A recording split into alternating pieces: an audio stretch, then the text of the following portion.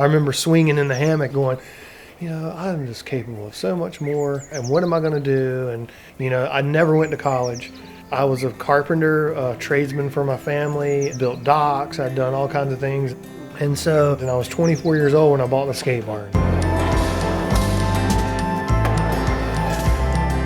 It was all about skateboarding. It wasn't about this is going to be a business for 20 years and I'm going to do well and it's about profits.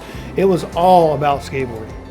The organic nature of the skate barn is probably the best thing about the skate barn. That it's not this sterile, environment that is over-regulated and a bunch of rules. I, being a skateboarder, have always had faith in really the discipline that older skateboarders instill in the younger skateboarders. I believe in that. This is like a self-governing thing. Whether it be the person coming in, being a parent primarily, or even some fellow skateboarders who were following Christ, that I'd sort of be curious to them, for whatever reason. And I think, slowly God was working on me.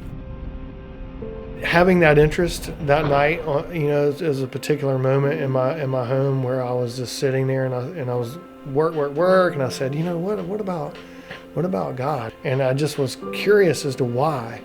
And so I Googled Christianity, how to be a Christian, I think, or something to that effect. And it told me to read the book of Mark. And I immediately said, well, I can do that. And I started tearing my house apart. I know I've got to have some Bibles, and I didn't know where they were, Finally go to my nightstand, and it was right there. I started reading the book of Mark out of that. And the next day when I went to work, I was stressed out, busy, didn't have much opportunity on my plate to feed my family, and I took all that and raked it aside and just stuck that Bible in front of me and started, it told me to pray out loud. I started praying out loud. It changed me. I mean, that moment, along with other moments, just basically changed